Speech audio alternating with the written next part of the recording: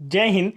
दोस्तों, आप सभी का स्वागत है आपके अपने YouTube चैनल दबंग क्लासेस पर। तो दोस्तों, आज हम पढ़ने वाले हैं हाल ही में कंडक्ट कराई गई एमपी पटवारी एग्जाम 2023 में 15 मार्च 2023 की फर्स्ट शिफ्ट में पूछे गए साइंस के क्वेश्चन, जो कि आपके आने वाले MP forest, MP police constable, MP SI और एमपी गवर्नमेंट की अन्य सभी एग्जाम के लिए काफी ज्यादा इंपॉर्टेंट साबित होंगे। तो वीडियो में लास्ट तक जरूर बने रहें। चलिए देखते हैं आज का फर्स्ट क्वेश्चन कि यहाँ पर साइंस का फर्स्ट क्वेश्चन आप लोगों से क्या पूछा गया था। तो फर्स्ट क्वेश्चन आप लोग देख सकते हैं, यहाँ पर पूछा गया था निम्नलिखित में से किस यौगिक का गलनांक सबसे अधिक होता है। चार ऑप्शन आप लोगों को दिए गए थे और पूछा गया था इनमें से किस यौगिक का गलनांक सबसे अधिक होता है। तो इसका जो राइट आंसर है वह है आप लोगों का ऑप्शन नंबर 4, बर्फ का गलनांक जो है सबसे अधिक होता है। इसके अलावा आप तीन ऑप्शन देखेंगे तो ये सभी क्या हैं, गैसें हैं। इस वजह से इसका जो करेक्ट आंसर होगा वह क्या होगा आप लोगों का ऑप्शन नंबर डी, बर्फ। आगे बढ़ते हैं नेक्स्ट क्वेश्चन की ओर। नेक्स्ट क्वेश्चन देखते हैं क्या पूछा जा रहा है। तो सेकंड क्वेश्चन आप लोग देखेंगे, यहां पर पूछा गया है जब किसी द्रव का तापमान बढ़ता है तो पृष्ठ तनाव पर क्या असर पड़ता है, आप लोगों से ये पूछा जा रहा है। तो इसका जो राइट आंसर है वह है आप लोगों का ऑप्शन नंबर सेकंड, कम होता है। जब किसी द्रव का जो तापमान है वह बढ़ता है तो पृष्ठ तनाव जो है वह कम होता है। काफी ज्यादा पूछे जाने वाला क्वेश्चन है, हर एग्जाम में पूछा जाता है, चाहे वह स्टेट गवर्नमेंट की हो या सेंट्रल गवर्नमेंट की, इसलिए आप लोगों को काफी अच्छे से याद रखना है। एसएससी में भी यह क्वेश्चन कई बार पूछा जा चुका है। नेक्स्ट क्वेश्चन देखिए, यहां पर पूछा गया है जब सैनिटरी लैंडफिल में मौजूद कार्बनिक पदार्थ विघटित हो जाते हैं तो क्या उत्पन्न होता है। तो इसका जो राइट आंसर है दोस्तों वह है आप लोगों का ऑप्शन नंबर 3, मीथेन। जब सैनिटरी लैंडफिल में मौजूद कार्बनिक पदार्थ जो है विघटित हो जाते हैं तो मीथेन गैस उत्पन्न होती है। और मीथेन गैस का जो रासायनिक सूत्र है ना वो क्या होता है, यदि आप लोगों से पूछा जाए तो आपका करेक्ट आंसर क्या होगा, CH4 होता है। आगे चलते हैं नेक्स्ट क्वेश्चन की ओर। नेक्स्ट क्वेश्चन में देखते हैं क्या पूछा है। तो यहां पर आप लोगों से पूछा गया है पृथ्वी काल के संदर्भ में निम्नलिखित में विचार कीजिए और सही कथन बताइए। तो देखिए यहां पर चार ऑप्शन आप लोगों को दिए गए हैं जिसमें से सही कथन आप लोगों को चुनना था। पहला कथन देखेंगे, यह एक आंदोलन है। पृथ्वी काल जो शब्द दिख रहा है ना इसके बारे में पूछा जा रहा है। तो यह एक आंदोलन है जिसमें प्रतिभागी प्रति वर्ष एक निश्चित दिन 1 घंटे के लिए बिजली बंद कर देंगे। दूसरा ऑप्शन है यह यूएन का एक उपक्रम है। तीसरा ऑप्शन है जलवायु परिवर्तन और पृथ्वी को बचाने के लिए आवश्यकता के बारे में जागरूकता फैलाने वाला आंदोलन है। तो इसका जो राइट आंसर है वो है आप लोगों का ऑप्शन नंबर फर्स्ट और 3 करेक्ट है। या पृथ्वी काल का मींस क्या है, देखिए यहाँ पर पृथ्वी काल एक शब्द दिया गया और इसके बारे में आप लोगों से पूछा जा रहा है। तो पृथ्वी काल एक आंदोलन है जिसमें प्रतिभागी प्रति वर्ष एक निश्चित दिन 1 घंटे के लिए बिजली बंद कर देंगे। यह जलवायु परिवर्तन और पृथ्वी को बचाने की आवश्यकता के बारे में जागरूक करने वाला एक आंदोलन है। आगे चलते हैं नेक्स्ट क्वेश्चन की ओर। नेक्स्ट क्वेश्चन की ओर बढ़ने से पहले दोस्तों मैं आप लोगों को बता दूं, यदि आप लोग हाल ही में कंडक्ट कराई गई एमपी पटवारी एग्जाम की सभी सब्जेक्ट की PDF file subject wise download करना चाहते हैं, जैसे अभी मैं आप लोगों को जो पढ़ा रहा हूं इसमें आप लोग देख सकते हैं कि इसमें हिंदी आपके साइंस के क्वेश्चन, ओनली साइंस के क्वेश्चन है। ये पूरी पीडीएफ आप लोग देख सकते हैं, 1397 पेज की पीडीएफ है और लगभग इसमें 2000 प्लस क्वेश्चन है साइंस के जो कि पटवारी एग्जाम में पूछे गए। तो इसी प्रकार सब्जेक्ट वाइज यदि आप लोग सारी की सारी पीडीएफ, मैथ्स की सब्जेक्ट वाइज अलग, रीजनिंग की अलग, कंप्यूटर की अलग, इंग्लिश की अलग, हिंदी की अलग और ही साथ आप लोगों की साइंस की अलग, जीके जीएस की अलग, इस प्रकार सभी सब्जेक्ट की पीडीएफ फाइल अलग अलग डाउनलोड करना चाहते हैं तो आप वीडियो के डिस्क्रिप्शन में दी गई लिंक पर क्लिक करके आसानी से डाउनलोड कर सकते हैं। नहीं तो आप लोग इस नंबर पर जो मैं आप लोगों को स्क्रीन पर दे रहा हूं इस नंबर पर व्हाट्सअप करके भी हमसे आसानी से यह सारी पीडीएफ प्राप्त कर सकते हैं, जिससे आपकी प्रिपरेशन बेहतर हो पाएगी और आने वाले एमपी फॉरेस्ट एग्जाम में आप लोगों का भी सिलेक्शन हो पाएगा। तो चलिए देखते हैं नेक्स्ट क्वेश्चन क्या पूछा गया। तो यहां पर आप लोगों से पूछा गया था निम्नलिखित में से कौन सा बिलियन की सांद्रता का वर्णन करने का तरीका है। चार ऑप्शन आप लोगों को दिए गए और पूछा गया इनमें से कौन सा बिलियन की सांद्रता का वर्णन करने का एक तरीका है। मोलरता, मोललता, मोल अंश, बताइए राइट आंसर कौन सा होगा। तो इसका जो करेक्ट आंसर है वह है तीनों ही। आगे चलते हैं नेक्स्ट क्वेश्चन की ओर। नेक्स्ट क्वेश्चन में देखते हैं आप लोगों से क्या पूछा जा रहा है। तो यहां पर आप लोगों से पूछा गया है निम्नलिखित में से कौन सा खाद बनाने के लिए अच्छा है। चार ऑप्शन यहां पर आपको दिए गए थे और पूछा गया था इनमें से कौन सा खाद बनाने के लिए अच्छा है। तो देखिए अब जब खाद बनाना है तो हमें कैसे पदार्थ चाहिए होंगे, जो पदार्थ आसानी से विघटित हो जाएं, ठीक है। तो यहां पर आप लोग देखेंगे सब्जियों और फलों के छिलके, चाय की पत्ती, अंडे के छिलके, ये सभी क्या है, आसानी से जैव निम्नीकरणीय हैं या हम कह सकते हैं कि विघटित होने वाले पदार्थ है। तो इन्हीं का यूज किसमें किया जाता है, खाद बनाने में किया जाता है। इसके बाद आप देखेंगे एल्यूमिनियम की पन्नी या विघटित नहीं होती है, जैव निम्नीकरणीय नहीं है। पॉलीथीन बैग भी जो है जैव निम्नीकरणीय नहीं है। और चौथे ऑप्शन में आप देख सकते हैं टीन की पन्नी, यह भी जैव निम्नीकरणीय नहीं है, इसलिए यह खाद बनाने के लिए अच्छे साधन नहीं है। नेक्स्ट क्वेश्चन देखते हैं यहाँ पर क्या पूछा गया है। नेक्स्ट क्वेश्चन में आप लोगों से पूछा गया है कली चूना का रासायनिक सूत्र क्या है। क्या पूछा जा रहा है दोस्तों, कली चूना का रासायनिक सूत्र क्या है। तो इसका करेक्ट आंसर आप लोगों को बताना था। तो देखिए कली चूना का मीन्स होता है बिना बुझा चूना। तो बिना बुझे चूने का जो राइट आंसर है वह होता है, सूत्र जो होता है वह CaO होता है, जिसे हम कैल्शियम ऑक्साइड भी कहते हैं। तो इसे बिना बुझा चूना कहा जाता है। अब यदि आप लोगों से पूछा जाता है कि बुझे हुए चूने का सूत्र क्या होता है, तब आप आंसर क्या बताते हैं, तब आप आंसर बताते हैं CaOH2। ये जो होता है बुझे हुए चूने का सूत्र होता है। आगे चलते हैं नेक्स्ट क्वेश्चन की ओर। नेक्स्ट क्वेश्चन में देखते हैं आप लोगों से क्या पूछा जा रहा है।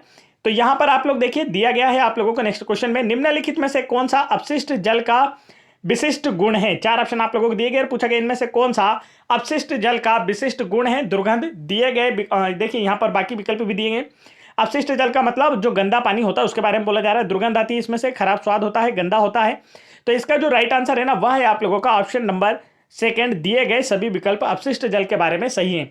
तो आजकल जो व्यापम है आप लोगों से इसी प्रकार से दैनिक जीवन पर आधारित क्वेश्चन पूछ रहा है, जिसे आप अपने दिमागी स्तर से आसानी से लगा सकते हैं और जिनके आंसर भी बिल्कुल सही जाते हैं। यहां पर देखिए नेक्स्ट क्वेश्चन पूछा है, निम्नलिखित में से कौन सा जैव निम्नीकरणीय अपशिष्ट है। जैव निम्नीकरणीय अपशिष्ट का मतलब क्या होता है, ऐसे अपशिष्ट पदार्थ जिनका आसानी से विघटन हो जाता है, तो वही आप लोगों से पूछा जा रहा है। तो देखिए ऑप्शन आपको दिए गए थे पॉलीथीन, प्लास्टिक, कांच, और इसका राइट आंसर लगेगा आपका ऑप्शन नंबर फर्स्ट, अंडे का छिलका। अभी हमने खाद बनाने में भी इसका यूज किया था। तो अंडे का छिलका जो है यह जैव निम्नीकरणीय अपशिष्ट है, आसानी से विघटित हो जाता है। नेक्स्ट क्वेश्चन की ओर बढ़ते हैं। नेक्स्ट क्वेश्चन में यहां पर आप लोगों से पूछा जा रहा है, देखिए 4 डिग्री सेल्सियस पर पानी का घनत्व कितना होता है। तो आप सभी जानते हैं कि 4 डिग्री सेल्सियस पर पानी का घनत्व अधिकतम होता है। तो ऑप्शंस के अनुसार राइट आंसर बताना था। इसका करेक्ट आंसर जो है वह है आप लोगों का 4 डिग्री सेल्सियस पर पानी का घनत्व 1.0 मल्टीप्लाई 10 की पावर 3 किलोग्राम घन मीटर होता है, और इसी पर पानी का घनत्व जो है वह अधिकतम होता है। आगे चलते हैं नेक्स्ट क्वेश्चन की ओर। नेक्स्ट क्वेश्चन में देखते हैं आप लोगों से क्या पूछा गया है। तो यहां पर आप लोग देखेंगे दोस्तों, पूछा जा रहा है निम्नलिखित में से कौन सा भारत का राष्ट्रीय जलीय जीव है। क्या पूछा गया है, इनमें से कौन सा भारत का राष्ट्रीय जलीय जीव है। करेक्ट आंसर आप लोगों को बताना था। राइट आंसर होगा गंगा डॉल्फिन जो है यह भारत का राष्ट्रीय जलीय जीव है, जो कि गंगा नदी में पाई जाती है। आगे बढ़ते हैं नेक्स्ट क्वेश्चन। काफी इजी क्वेश्चन भी यहां पर आप लोगों से पूछे गए थे, आप देख सकते हैं। नेक्स्ट क्वेश्चन में देखते हैं आप लोगों से क्या पूछा जा रहा है। तो यहां पर पूछा गया था परमाणु ऊर्जा संयंत्रों में बिजली उत्पन्न करने के लिए किस प्रकार की परमाणु ऊर्जा का उपयोग किया जाता है। तो इसका राइट आंसर आप लोगों को बताना है। तो जल्दी बताइए, इसका करेक्ट आंसर होगा ऑप्शन नंबर फर्स्ट, परमाणु विखंडन का। परमाणु ऊर्जा संयंत्रों में बिजली उत्पन्न करने के लिए परमाणु विखंडन का उपयोग किया जाता है। परमाणु विखंडन से उत्पन्न ऊर्जा का उपयोग किया जाता है। चलिए अगर बात की जाए कि भारत का प्रथम परमाणु ऊर्जा संयंत्र कहां स्थापित किया गया था, तब आपका आंसर क्या होगा। अक्सर एग्जाम में पूछा जाता है, राइट आंसर होगा तारापुर में। भारत का प्रथम परमाणु ऊर्जा संयंत्र जो है यह तारापुर महाराष्ट्र में स्थापित किया गया था। तथा भारत का सबसे बड़ा परमाणु ऊर्जा संयंत्र कहां स्थित है, अगर आप लोगों से ऐसा पूछ लिया जाए तब आपका आंसर होगा, इसका करेक्ट आंसर कुडनकुलम। क्या होगा, कुडनकुलम तमिलनाडु में भारत का सबसे बड़ा परमाणु ऊर्जा संयंत्र स्थित है। आगे बढ़ते हैं नेक्स्ट क्वेश्चन की ओर। दोस्तों वीडियो पसंद आ रहा है तो वीडियो को लाइक करें, साथ ही चैनल पर पहली बार आए तो चैनल को जरूर सब्सक्राइब कर लें, ताकि हम आप लोगों के लिए ऐसे और ही क्वेश्चन ला सकें। जितने ज्यादा आपके लाइक होंगे उतनी ही हमारी हिम्मत बढ़ती है और हम आसानी से आप लोगों के लिए ऐसे इंपॉर्टेंट क्वेश्चन ला पाते हैं। देखिए यहाँ पर नेक्स्ट क्वेश्चन पूछा है, अभिनेत्रा लेंस की खालिस्तान में कुछ सीमाओं तक पश्चनाभी पेशियों द्वारा रूपांतरण किया जा सकता है। तो इसका राइट आंसर जो होगा वह क्या होगा, करेक्ट आंसर होगा आपका ऑप्शन नंबर 4, वक्रता। आगे चलते हैं नेक्स्ट क्वेश्चन की ओर। नेक्स्ट क्वेश्चन में यहां पर देखिए क्या पूछा गया है। नेक्स्ट क्वेश्चन में पूछा है, निम्न में से कौन सा सबसे अच्छा थोड़ा खतरनाक जीवित चीजों का वर्णन करता है। तो यहां पर आपसे पूछा गया इनमें से कौन सा ऐसा सबसे अच्छा है ऑप्शन जो थोड़ा खतरनाक जीवित चीजों का वर्णन करता है। तो जानवर, पक्षी, जीवाणु और मछली। बताना इसमें से थोड़ा खतरनाक जीवित चीजों का वर्णन कौन करता है, थोड़ा खतरनाक कौन सा है। तो राइट आंसर होगा जीवाणु जो है यह थोड़ा खतरनाक जीवित चीजों का वर्णन करता है। जीवाणु की खोज जो है यह एंटोनी वान ल्यूवेनहॉक के द्वारा की गई थी। जीवाणुओं का अध्ययन जो है जीवाणु विज्ञान या बैक्टीरियोलॉजी कहलाता है। अक्सर एग्जाम में पूछा जाता है। जीवाणुओं में केंद्रक नहीं पाया जाता। यह क्वेश्चन भी अक्सर पूछ लिया जाता है, आप लोग इसे भी ध्यान रखेंगे। नेक्स्ट क्वेश्चन की ओर बढ़ते हैं। नेक्स्ट क्वेश्चन में पूछा गया किस तत्व का रासायनिक प्रतीक Pu है। करेक्ट आंसर आप लोगों को बताना है। तो इसका जो राइट आंसर है ना दोस्तों वह क्या होगा, करेक्ट आंसर आप लोगों का यहां पर होने वाला है ऑप्शन नंबर 4, प्लूटोनियम।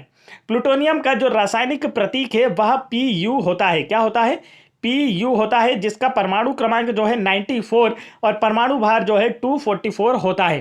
प्लूटोनियम जो है एक रेडियो एक्टिव तत्व है। आगे चलते हैं नेक्स्ट क्वेश्चन की ओर। नेक्स्ट क्वेश्चन में यहां पर आप लोगों से पूछा गया है, निम्नलिखित में से कौन उष्मा का सबसे अच्छा संवाहक है। 4 ऑप्शन आप लोगों को दिए गए और पूछा गया इनमें से कौन उष्मा का सबसे अच्छा संवाहक है। तो राइट आंसर होगा कापर जो है यह उष्मा का सबसे अच्छा संवाहक है। दिए गए ऑप्शंस में से कापर, कार्बन, आयरन और गोल्ड में उष्मा का जो सबसे अच्छा चालक है वह क्या होता है, आपका आंसर होगा कापर होता है। साथ ही यह विद्युत का भी एक अच्छा सुचालक होता है।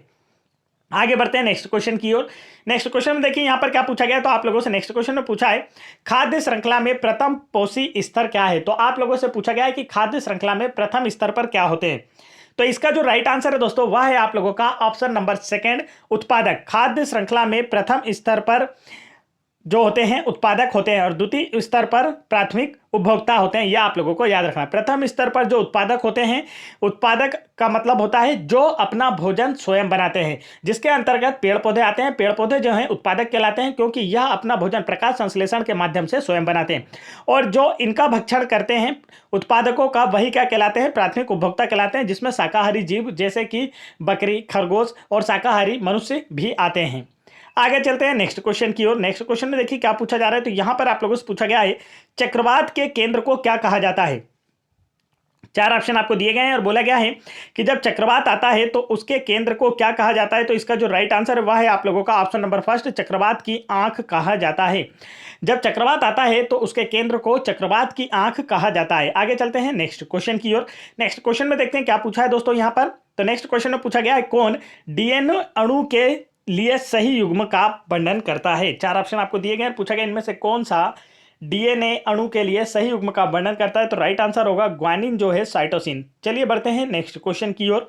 नेक्स्ट क्वेश्चन में देखते हैं क्या पूछा गया है। तो यहां पर आप लोगों से पूछा जा रहा है, देखिए ग्वार गम किसके बारे में पूछा जा रहा है, ग्वार गम के बारे में पूछा जा रहा है। तो यहां पर बताना है ग्वार गम हाइड्रोक्लोरिक फ्रैक्चरिंग प्रक्रिया में प्रयोग किया जाता है, पानी की तुलना में अधिक चिपचिपा होता है और मुख्य रूप से पश्चिमी भारत में उत्पादन होता है। तो इसका जो राइट आंसर है वो आप लोगों को बताना था।